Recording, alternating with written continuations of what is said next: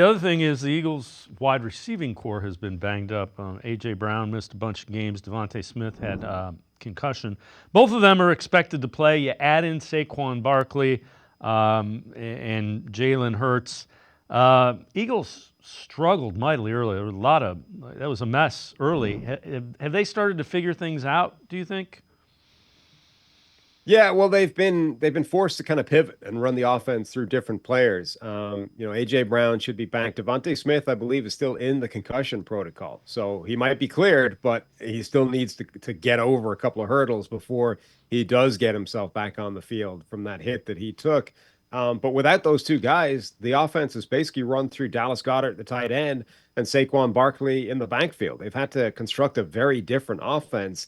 And yeah, I think it's been encouraging that they have been able to do that. And they are capable essentially of force feeding the ball to whoever the best players are on the field in a given moment, whether it is their wide receiver duo or if they're reduced to Dallas Goedert and Saquon Barkley. So that part I think is encouraging.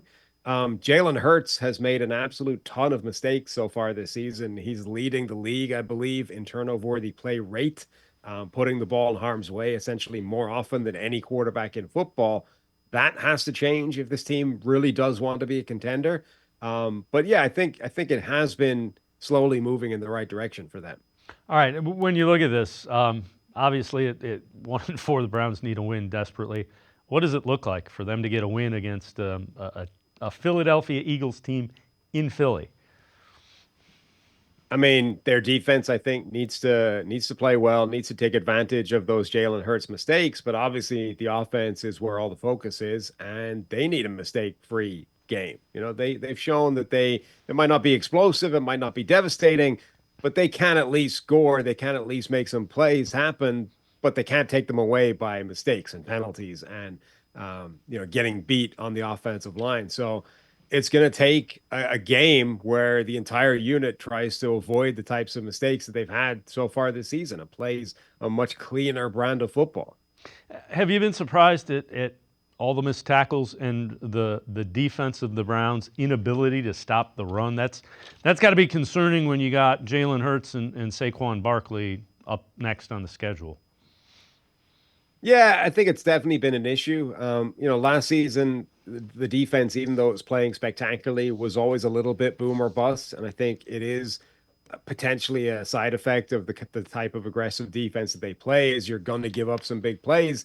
They also don't they added a bunch of pass rushers. They added some speed, some agility, some additional threats in terms of pressure to Miles Garrett, who'd obviously been the one superstar for years, but they haven't beefed up the run defense as much as those pass rushers. So that is an area on paper where you look at it and say, they don't necessarily have that dominant space eating defensive tackle that a lot of other teams do. It is an area of weakness on paper, and it's becoming an area of weakness on the field as well.